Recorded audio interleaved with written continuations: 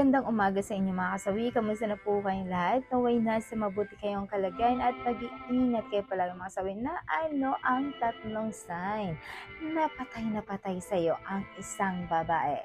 Pakinggan nyo to mga boys, baka isa sa inyo na naka-experience sa sobrang mahal na mahal kayo ng isang babae. Ang una mga kasawi ay kahit pagod pero ikaw ang pinaka-priority.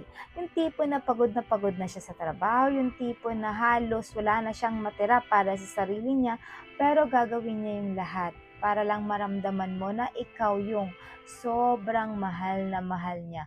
Yung palaging ikaw yung priority, kahit walang matira sa kanya ay mahalaga ay meron ka. Kahit na wala na siyang kakainin, ibibigay na lang niya sa'yo. Kahit na wala na siyang matirang pera, ay ibibigay na lang niya sa'yo. Yung lahat ng pagsisilbi ay pagsisilbihan ka niya na parang prinsipe. Napakaswerte mo kapag nakatagpo ka ng babae na ganito na talagang patay na patay sa'yo. Kasi ang babae kapag mahal na mahal ka niyan, sobra, lahat gagawin niya kahit walang matira sa sarili niya, basta lahat ng sa'yo ay ibibigay niya, yung suporta niya, lahat gagawin niya. Masabi mo lang na talagang mahal na mahal ka niya mga kasawi.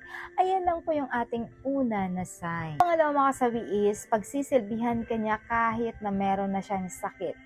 May mga kababaihan na kahit ito ay sobra na siyang nilalagnat, ayan. Pero kapag nababalitaan niya yung jowa niya or asawa niya na meron itong nararamdaman, ay babangon ito para kapag silbihan, paghahainan ka ng pagkain, kahit na ultimo tubig mo ay halos ipapainom na lang niya sa'yo. Yung tipo na hindi ka na kumikilo sa mga pangangailangan mo para lang maibigay niya ito sa'yo. Yung tipo na nakaupo ka na lang, kakain ka na lang, yung wala kang gagawin, kundi siya yung gagawa ng lahat ng gusto mo para sa iyo mga kasawi. Kasi nga, ganun ang babae kapag nagmahal, yung halos lahat ng para sa kanila ay itatabi nila ito para lang maibigay nila sa inyo. Lalo-lalo na kapag kang isang babae ay sobra kang mahal na mahal, patay na patay sa iyo yan. Diyos ko po, sabi ko sa inyo, halos hindi na matutulog ito ng pagsisilbi sa inyo.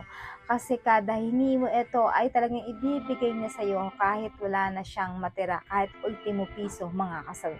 Ayan lang po yung ating pangalawa na sign. Ang pangatlo mga kasawi ay grabe yung effort kung paano kaalagaan. Lahat gagawin nila yung pag-aalaga nila sa iyo. Lahat yung pag-aalala nila, yung pagsisilbihan ka nila, yung lahat ng ayan, gagawin nila para lang ma-realize mo talaga na sobra silang magmahal sa iyo.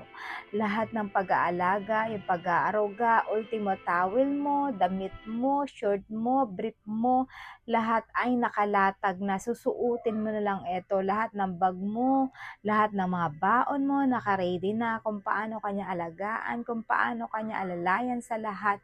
Kahit sa ultimo trabaho mo ay naandyan siya para sa iyo, para suportahan ka sa mga bagay na gusto mong minimiti or pangarap mo mga kasawi. Ayan lang po yung ating pangatlo na sign.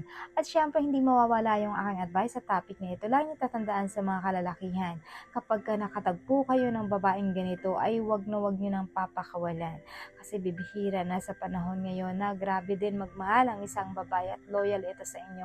Napakaswerte mo dahil nakatagpo ka ng isang babae na ganito magmahal sa iyo. Kaya wag mo nang ipagpalit pa sa iba dahil baka mamaya ay magsisi ka sa huli kapag once na binitawan mo ang ganitong babae kung paano magtrato sa iyo ng maayos mga kasawi. Ayun lang po mga kasawi yung aking advice. Maraming salamat po sa patuloy na pagsuporta niyo sa akin. Sa walang sawang pag-share, pag-comment. Sa mga hindi pa po nakapag-subscribe mga kasawi, pwede kayo mag-subscribe, pwede rin kayo mag-follow para updated kayo sa topic ko araw-araw. Magandang umaga mga kasawi. Mahal kayo ng inyong advisor. Bye!